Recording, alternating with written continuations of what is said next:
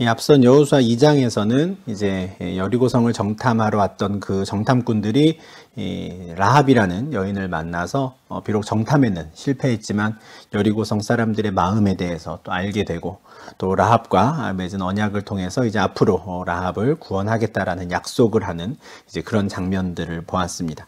이제 그 정탐을 마치고 이제 여호수아는 이스라엘 백성들과 함께 요단강을 건너갈 준비를 하는데요. 그것이 이제 3장에 이어지는 내용입니다.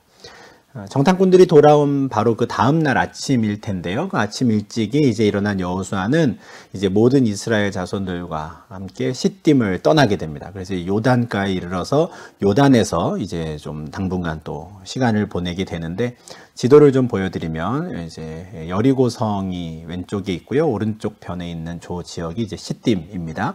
가운데 이제 꾸불꾸불한 이 회색, 검정색 라인이 이제 국경선인데 요단강인 것이죠. 그래서 시딤을 떠나서 요단가에 이르러서 그곳에서 유숙하는, 그쪽에서 다시 이제 진영을 치고 좀 정비를 하는 이 시간을 갖습니다.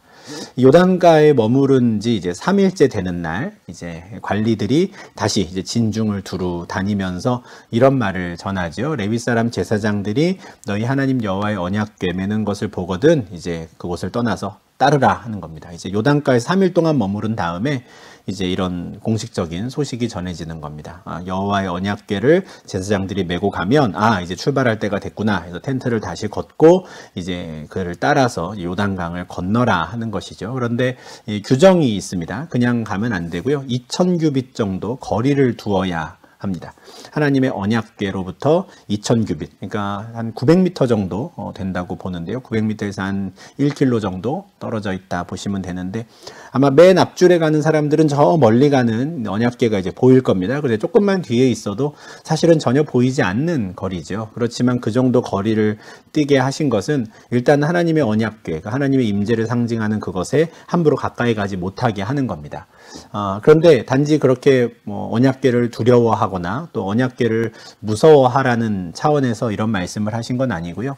하나님께서 기꺼이 자원하셔서 이스라엘의 정탐꾼이 되어주시겠다라고 지금 하시는 겁니다.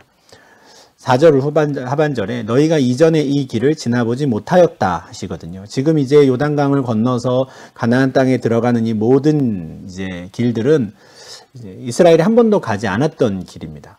물론 그동안 40년 동안도 마찬가지였죠. 이스라엘이 광야의 길이 어디에 있는지 알고 그 40년을 다녔겠습니까? 구름기둥과 불기둥으로 이제 하나님께서 그들을 인도하셨기 때문에 이제 이들이 안전하게 요단 동쪽까지 이르게 되었는데, 이제 요단강을 건너가서 요단 서쪽 땅을 정복하는 이 모든 상황에서도 이제 하나님께서 앞서가시겠다라는 걸 아주 공식적으로 말씀을 해주시는 겁니다. 내 뒤만 따라와 하시는 거죠. 너희는 아직 이 길을 모를 테니 내가 안내해 줄게 하시는 겁니다. 신명기 1장 33절에서 하나님께서 모세를 통해 하신 일들을 모세가 이렇게 고백을 하거든요. 그는 너희보다 먼저 그 길을 가시며 장막 칠 곳을 찾으시고 밤에는 불로 낮에는 구름으로 너희가 갈 길을 지시하신 자다. 이렇게 하나님에 대해서 이렇게 묘사를 하는 건데, 그분은 이스라엘보다 먼저 그 길을 가시는 분이었습니다. 어디에서 장막을 치면 좋은지. 광야에서는 말씀드린 대로 불기둥과 구름기둥으로 인도하셨고 그걸 따라갔는데, 이제 가나안 땅에 들어가고부터는 더 이상 구름기둥과 불기둥은 이제 보이지 않을 겁니다. 그렇지만 그들은 이제 염려할 필요는 없습니다. 여전히 여호와의 언약궤가 이들보다 앞서 가시며 이들의 갈 길을 인도하시는 거거든요.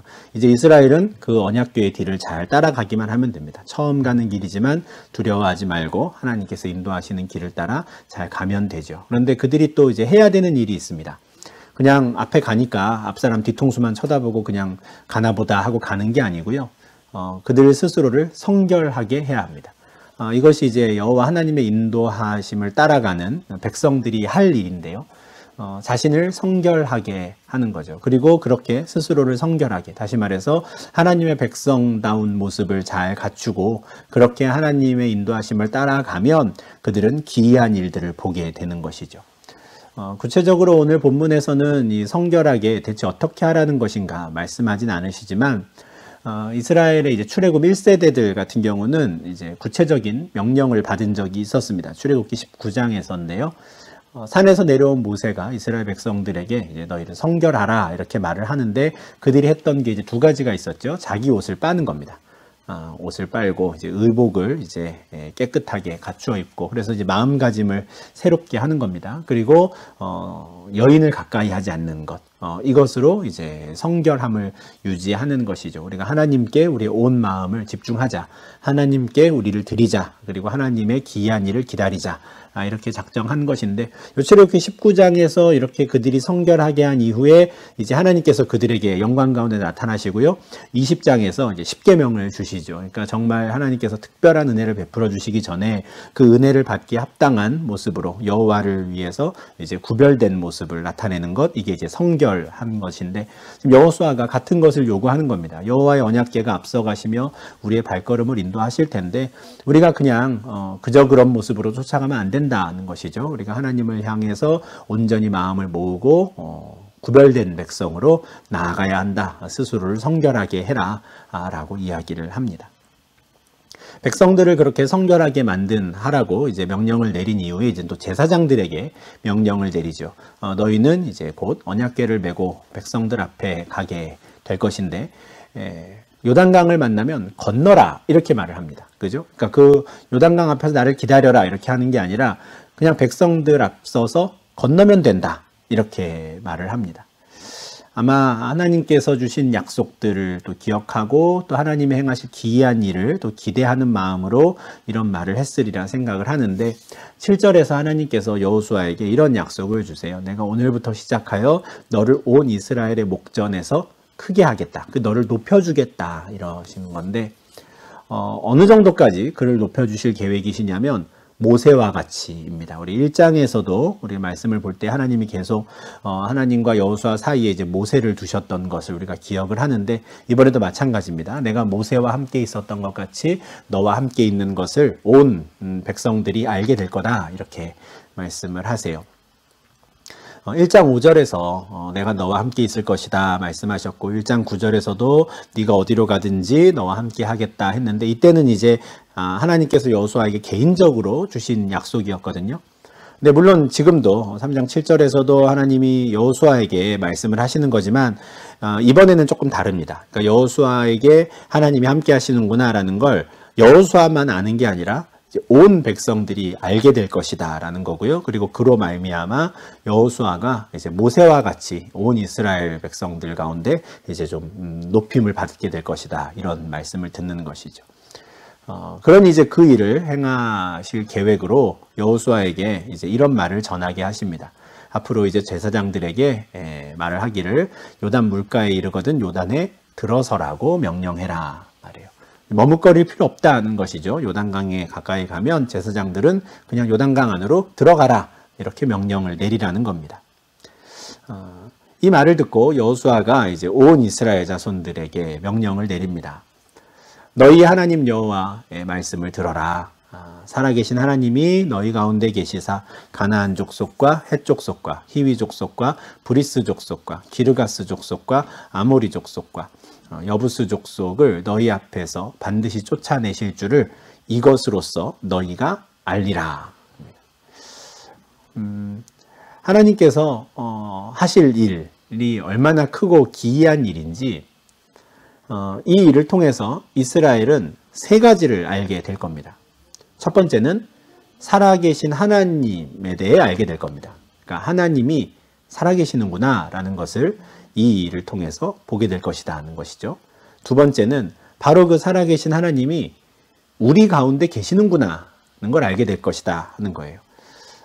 앞서 하나님께서는 여호수아에게 계속해서 내가 너와 함께 하겠다 말씀을 해주셨거든요. 그런데 이제 앞으로 행하실 하나님의 그 기이한 일을 통해서는 그 하나님이 여호수아와 함께 하심을 또 보여주실 뿐 아니라 온 이스라엘 백성들 가운데에도 계신다라는 것을 이제 알게 될 것이다 해요. 이것이 중요한 이유는 이제 이들이 요단강을 건너서 가나안 땅에 들어가게 되면 삶의 방식이 이제 앞으로의 이들의 생활이 완전히 달라지게 될 것이기 때문에 이것을 아주 강하게 각인시켜 주는 게 이제 하나님 입장에서는 이제 중요했던 것 같습니다. 우리가 그 가나안 땅의 신관, 다신주의자들의 생각, 또 그들의 어떤 신에 대한 관념에 대해서 이제 개관해서 또 말씀을 드리고 1장을 보면서도 말씀을 드리고 했는데, 이스라엘 백성들에게 여호와 하나님은 어떤 분이신가라고 하는 사실을 잘 가르쳐 주실 필요가 있었던 겁니다. 40년 동안 광야 생활을 하는 동안에 이스라엘을 안전하게 지켜주신 분은 여호와 하나님이셨어요. 이것은 어느 누구도 부인할 수 없는 겁니다. 심지어 이방인들도 이 사실은 인정하는 거예요. 그런데 이제 그 광야 생활이 끝난 것이거든요. 40년 만에 이제 광야 생활이 끝나고 이제는 요단강을 건너와서 가나안 땅에서 살게 되는 겁니다. 그러면 그 가나안 땅에 있는 족속들은 이제는 여호와를 버리고 자신들의 신을 섬겨야 한다고 말하는 사람들이거든요. 여호와가 싸움도 잘하고 강한 신인 건 인정하지만 그 신은 광야의 신이고 전쟁의 신이라면 가나안 땅에서는 다른 신을 섬겨야 한다라고 말을 하는 사람들이에요. 이제 그 사람들을 만나게 될 거란 말이죠. 그러니 이제 요단강을 건너가면서 그게 아니라는 사실을 분명히 가르쳐 주셔야 하는 겁니다. 광야에서뿐만 아니라 어디로 가든지 하나님은 살아계시다는 것. 그리고 그 살아계신 하나님이 그들이 어디에 있든지 그들 가운데 계신다는 것을 분명히 보여주셔야 하는 거예요. 그것을 지금 이제 앞으로 행하실 기이한 일을 통해서 보여주시겠다라는 것이죠. 그리고 이제 마지막으로 세 번째로는 그렇게 가나안 땅에 들어가서 만나게 될 가나안 땅의 7 족속들, 이들을 모두 하나님께서 쫓아내실 것이고 그럴 능력이 하나님께 있다라는 것을 분명히 알려주시기 위해서 이제 크고 기이한 일을 이제 행하실 것이다 하는 겁니다. 이게 3장 5절에서 하나님께서 말씀하신 기이한 일인 것이죠. 이것을 하시는 목적인 겁니다. 하나님이 살아계시는구나. 우리와 함께 계시는구나. 그리고 우리의 대적들을 능히 쫓아내시겠구나. 이 세 가지를 확실히 믿을 수 있도록 그 믿음을 심어주시기 위해서 하나님께서 이제 기이한 일을 행하신다라는 겁니다. 이 특별한 이 일을 통해서 하나님께서 하고자 하시는 게 참 많았던 거예요. 그냥 와, 하나님 대단하시네 이러고 끝나는 게 아닌 것이죠. 여호수아는 여호수아에게 또 온 이스라엘 백성들에게는 또 그들에게 또 하나님께서 꼭 알려주고 싶으신 게 있으셨던 겁니다. 그러니 이제 여호수아는 이제 자신 있게 명령을 내리게 됩니다. 온 땅에 주의 언약궤가 너희 앞에서 요단을 건너갈 것이다. 살아계신 하나님, 우리가 어디를 가든지 함께 계시는 그 하나님은 온 땅의 주인이시다 말하는 거예요. 그분은 광야의 신도 아니고 이스라엘만의 신이 아니라 온 땅의 주인이심을 이제 선포하는 것이고요. 이제 그 언약궤를 따라 우리가 요단을 건너갈 테니 이제 이스라엘 지파들 중은 각 지파별로 한 사람씩 뽑아라. 12명을 뽑아라. 4장 4절을 보시면 이제 이 12명을 뽑는 이유가 이제 나오게 될 텐데 이제 기념비를 세우기 위해서 그렇습니다. 기념비를 이제 두 가지 방식에서 세우게 되는데요. 이제 요단강에 있는 돌을 뽑아다가 이제 나중에 길갈에 가서 그 돌을 기념비를 세우기도 하고요. 또 이제 요단강 한복판에 지파별로 돌을 하나씩 세움으로써 우리가 이렇게 요단강을 건너왔다라는 것을 이제 대대에 알리는 기념비를 세우게 되거든요. 그래서 그 기념비를 세울 사람들을 지파별로 한 사람씩 이제 뽑게 하는 것이죠. 그리고 이제 기이한 일이 무엇인지를 아주 분명하게 선포를 합니다. 온 땅에 주 여호와의 궤를 맨 제사장들의 발바닥이 요단 물을 밟고 멈추면 요단 물 곧 위에서부터 흘러내리던 물이 끊어지고 한 곳에 쌓여 서리라. 제사장들의 발바닥이 요단 물을 밟으면 이제는 요단강 물이 쭉 흘러내리던 것이 멈춘다는 거예요. 그리고 어디 한 곳에 쭉 쌓여 설 것이다 합니다. 홍해를 가르던 것과 비슷한 일이 또 일어날 건데 조금 다릅니다. 홍해는 이제 물이 가득 차 있으면 물이 갈라진다라는 표현이 있으면 요단강은 그렇잖아요. 강물은 이제 쭉 북쪽에서 남쪽으로 흘러내려오니까 흘러내려오던 물이 더 이상 흐르지 않고 끊어진다는 거예요. 그러면 위에서 흘러내려오는 것은 쭉 한 곳에 쌓이겠죠. 벽을 이루게 되는 것이죠. 그와 같은 방식으로 이제 이 요단 강물이 마르게 될 것이고 이스라엘은 이제 건너가게 될 것이다. 이게 이제 하나님께서 행하실 기이한 일인 것이죠. 이것을 선포를 하고 이제 여호수아는 제사장들을 내보냅니다. 그리고 제사장들이 언약궤를 메고 가니 그 뒤를 2000규빗 뒤에서부터 백성들이 이제 따라가는 것이죠. 아마 이 규정은 철저하게 잘 지켜졌을 겁니다. 2000규빗만큼 뒤에서 앞서가시는 하나님을 따라가는 것이죠. 이 장면을 이제 굉장히 깔끔하게 이렇게 좀 그림으로 표현한 게 있어서 가지고 왔는데요. 인터넷에서 이렇게 제가 우연찮게 찾게 됐는데 이런 자료를 만들어 주신 분이 계셔서 참 감사합니다. 네, 근데 이 요단강을 이제 건너갈 때 제일 앞에 언약궤가 있는 것이고요. 2000규빗, 약 900m에서 1km 정도 되는데 그 뒤를 가죠. 그러니까 지난주에 1장에서 보았듯이 요단강 동쪽 땅을 먼저 차지했던 갓 지파, 루벤 지파, 절반의 므낫세 지파가 이제 앞장서서 건너게 됩니다. 다른 이스라엘 지파들보다도 먼저 가는 것이죠. 여호수아가 그것을 요구했었습니다. 그래서 이 두 지파 절반에 해당되는 사람들은 온 군사들이 다 온 것은 아니고요. 각자의 자기들의 성읍을 지키는 사람들은 놔두고 전쟁에 실제 참여할 수 있는 사람 이제 4만 명이 옵니다. 그리고 이들 뒤에 이제 나머지 9지파 절반에 해당되는 이스라엘 사람들이 이제 뒤따라 가는 것으로 이렇게 행군이 시작이 되는 것이죠. 그리고 언약궤가 이제 요단강 안으로 들어서게 되면 저 요단강 물이 이제 끊어지게 될 것이다 라는 걸 기대를 하며 앞으로 가는 겁니다. 그런데 하필 그 시기가 요단이 곡식 거두는 시기였어, 주변에서.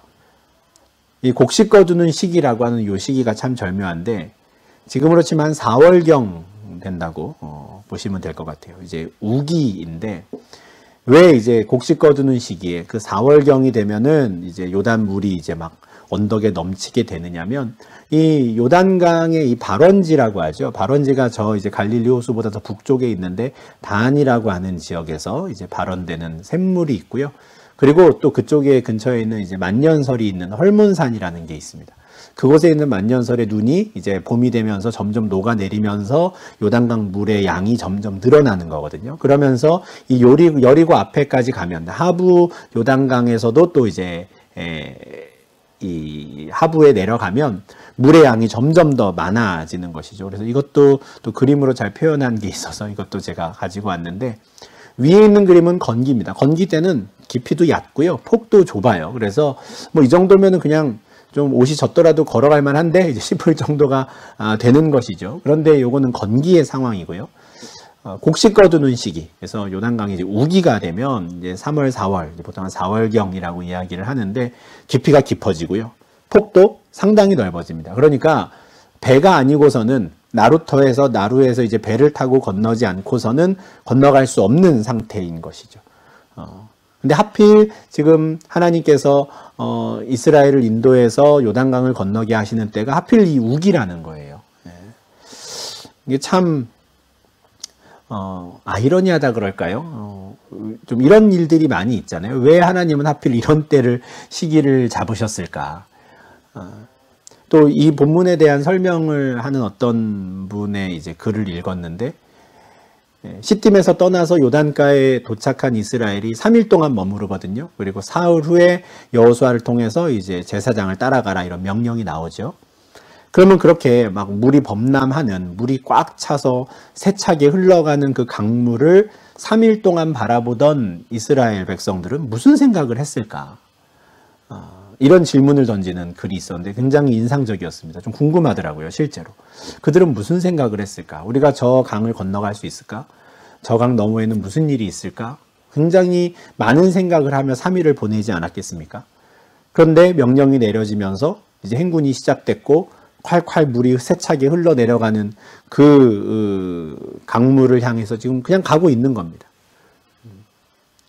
그리고 16절 상반절에 보면 제일 먼저 언약궤를 맨 제사장들이 요단에 도착을 했는데 그들이 발을 내디디는 겁니다. 제사장들의 발이 물가에 잠기자 그때부터 위에서부터 흘러내리던 물이 그쳤다 이렇게 말해요. 이게 참 우리가 묵상할 포인트가 있죠. 제사장들의 발이 물가에 잠겼다라는 거예요. 물이 끊어진 다음에 이들이 들어간 게 아니라 물은 그대로 세차게 흘러내리고 있는데 그들이 받은 명령대로 그 강물 속으로 발을 내디뎠을 때 그때 물이 그치게 되는 것이죠. 이렇게 믿음의 발자국을 한 걸음 내디딜 때 또 하나님께서 행하시는 기이한 일들을 이제 보게 되는 건데 16절 하반절에는 이 장면에 대해서 아주 상세하게 묘사하고 있습니다. 사르단에 가까운 매우 멀리 있는 아담 성읍 변두리에 일어나 한 곳에 쌓이고 아라바의 바다 염해로 향하여 흘러가는 물은 온전히 끊어짐에 백성이 여리고 앞으로 바로 건넜다. 완전히 끊어졌다라고 하거든요. 아담 성읍 변두리에 일어나서 저쪽에 물이 끊어 쌓였고 그래서 이제 아라바 바다 염해로 가는 물이 다 끊어졌다라고 합니다. 이거 지도를 좀 보여드리면 이 아담 성읍이라고 하는 건 사실 상당히 좀 북쪽에 있어요. 여리고 성을 기준으로는 야복강 근처까지라서 사실은 상당히 그 북쪽 지역에서 이미 물이 끊어졌었구나라는 걸 알게 되고요. 이 사해를 아라바의 바다라고 부르는데 이유가 이제 사해 남쪽 지역이 이제 아라바 지역이라고 하거든요. 그러다 보니까 이제 이 바다를 아라바의 바다 부르는 것이죠. 요단강 북쪽에 가면은 갈릴리 호수가 있는데 갈릴리 바다라고도 하지요. 그걸 갈릴리 바다라고 부르는 이유는 그 서쪽 지역의 지명이 갈릴리라서 그렇습니다. 갈릴리 바다. 마찬가지로 이제 사해를 아라바 바다라고 한 것은 사해 남부 지역이 아라바기 때문에 이제 그러는데 저 위에서부터 흘러내리던 물이 저 아담 성읍 변두리에서 막혀서 그쪽에서부터 물이 이제 한가득 쌓이게 되고요. 더 이상 흘러내려가지 못하고 그래서 사해로 들어가는 물은 완전히 이제 끊어졌다라고 합니다. 그렇게 이제 완전히 물이 다 마르고 땅이 드러나자 이제는 이스라엘이 두 발로 걸어서 강을 건너가는 것이죠. 여호와의 언약궤를 맨 제사장들은 요단 가운데 마른 땅에 굳게 섰고 그 모든 백성이 요단을 건너기를 마칠 때까지 모든 이스라엘은 그 마른 땅으로 건너갔더라. 하나님께서 말씀하신 그대로 이 일이 벌어졌습니다. 언약궤를 맨 제사장들이 마른 땅에 이제 굳게 섰고 그리고 모든 이스라엘이 마른 땅으로 건너갑니다. 그래서 마른 땅이 두 번 나오는데요. 그냥 강물이 그친 것만이 아니라 하나님께서 그 땅을 완전히 말리셨어요. 요단강을 건너가는 사람들에 대한 그림 묘사가 이게 제일 좀 실감나는 게 있어서 이걸 가지고 왔는데 실제로는 이렇진 않았을 겁니다. 그죠? 이 언약궤 바로 옆에 물이 쌓이는 게 아니라 상당히 북쪽에 아담 성읍 변두리에서 이제 물이 쌓여 있었기 때문에 이렇게까지는 아닐 텐데 그래도 이렇게 그려놓으니까 이제 실감이 나는 것이죠. 물이 이렇게 쌓여 있고 이 언약궤 옆으로 사람들이 이제 지나갑니다. 근데 그림에서도 보시다시피 이제 뭐 가축도 끌고 가야 되거든요. 그러니까 땅바닥이 말라야 돼요. 질퍽질퍽 하면은 다 뭐 빠지고 이제 난리가 나겠죠. 그러니까 하나님께서 또 특별하게 또 바람을 불어 넣으시든지 해서 땅을 말리신 겁니다. 그래서 완전히 마른 땅으로 온 백성들이 지나가게 하는 것이죠. 이것을 보며 이 경험을 하며 이들이 하나님이 살아계시는구나라는 것을 알기를 바라셨어요. 그 살아계신 하나님께서 이 요단강 건너서도 언제나 우리와 함께 하시겠구나라는 사실을 믿게 될 수 있기를 바라셨습니다. 무엇보다도 이 정도의 능력이 있는 하나님이시라면 우리가 저 가나안 땅에서 만나게 될 그 가나안 족속들을 하나님께서 다 물리쳐 주시겠구나라는 것을 믿을 수 있기를 바라셨습니다. 그러니까 이 사건 하나를 통해 하나님께서 바라시는 게 무엇인지 우리가 앞서 보았는데 이 요단강의 이 마른 땅을 이렇게 쭉 건너가는 이들은 이제 그 믿음을 가져야 했고요. 또 살아계신 하나님을 또 능력을 또 확인할 수 있어야 했습니다. 40년 전에 하나님께서 홍해를 가르고 모세와 이스라엘 백성들을 홍해의 마른 땅으로 지나게 하셨던 것과 똑같은 경험을 하게 하시면서 또 똑같은 믿음을 갖게 하시는 것이죠. 출애굽기 14장 21절 22절에서도 같은 일이 있었잖아요. 그죠? 동풍을 통해서 물을 갈라지게 했습니다. 이번엔 바다는 물이 꽉 차 있는 거니까요. 물이 갈라지게 되고 마른 땅이 되죠. 이번에도 마찬가지였습니다. 마른 땅이 되어서 바다 가운데를 육지로 걸어가게 했다라고 했는데 이 일을 통해서 출애굽기 15장에서 모세와 온 이스라엘이 부르는 노래를 보면 크고 강하신 하나님의 능력 그리고 대적자들을 물리치시는 하나님의 능력 우리와 함께 하시고 우리를 승리를 주시는 살아계신 하나님을 열심히 찬양을 합니다. 똑같은 찬양을 받기를 원하셨던 것이고 똑같은 믿음을 갖기를 바라셨던 것이죠. 그래서 이 일을 통해서 살아계신 하나님 그리고 우리와 함께 하시는 하나님 그리고 우리의 대적자들을 물리치실 하나님의 능력을 이제 믿을 수 있기를 바라셨습니다. 이렇게 이제 요단강을 건너가고 나서 이제 아까 뽑은 12사람에게 여호수아가 명령을 해서 이제 기념비를 세우는, 하나님께서 행하신 크고 기이한 일을 이제 앞으로도 계속 기억하기 위해서 특별한 이제 기념비를 세우는 작업을 하게 되는데, 이제 그것이 이제 다음 주에 보게 될 4장에서 일어날 일입니다. 오늘 우리가 여호수아 2장과 3장 이제 두 장 말씀을 보았는데, 각각의 장이 주는 메시지는 아주 분명합니다. 여호수아 2장에서는 이제 라합이죠. 라합의 결단이 단연 눈에 띄었습니다. 그게 참된 신앙 고백 아래 이제 온 가족이 구원을 받는 그 은혜가 있었던 것이고요. 또 3장에서는 하나님의 그 특별한 기이한 일을 통해서 하나님의 살아계심, 또 하나님께서 함께 하심, 또 하나님의 능력을 선포하시는 일을 우리가 보았습니다. 이런 은혜, 또 이런 능력이 우리 삶 속에서도 나타날 수 있으면 참 좋겠어요. 우리 한 사람이 구원받고 내가 하나님께 참된 신앙 고백을 하며 하나님 백성이 된 것이 참 귀하고 감사하지만, 또 아직 하나님을 모르는 우리 가족들이 있잖아요. 그들을 생각하며 우리 아버지의 집을 좀 살려주십시오. 우리가 또 함께 기도할 수 있으면 좋겠습니다. 구체적으로 부모와 형제와 자매, 우리 집에 속한 모든 이들을 좀 살려주십시오. 우리도 좀 간구할 수 있는 또 하나님의 언약을 또 기대하며 우리가 좀 기도할 수 있으면 좋겠고요. 또 언제나 우리와 함께 하시는 살아계신 하나님을 또 우리가 신뢰하며 또 하루하루를 살아갈 수 있으면 좋겠습니다. 우리의 혹여 대적자들을 만난다 할지라도 그들을 물리치실 능력이 하나님께 있고, 또 앞에 홍해가 있든 요단강이 있든 그 강들을 여시고 마른 땅으로 우리를 인도하시는 하나님의 특별한 인도하심을 또 우리가 구하는 또 오늘 하루에 또 내일 하루의 삶이 될 수 있으면 또한 좋겠습니다. 그래서 우리가 여호수아 2장 3장 말씀을 이제 보았는데, 그냥 과거에 오래전에 있었던 그 옛날 이야기로 끝나지 않고 이 말씀들이 또 우리의 삶 속에서 또 잘 드러나고, 또 우리도 그 말씀의 능력들을 경험할 수 있기를 또 이렇게 바라는 마음으로 우리가 또 기도도 할 수 있으면 좋겠습니다. 네, 이렇게 해서 우리 이번 주 이제 2장 3장 말씀은 마무리를 하고요. 이제 다음 주에 또 4장과 5장 말씀을 보도록 하겠습니다. 네, 오늘도 수고 많으셨습니다.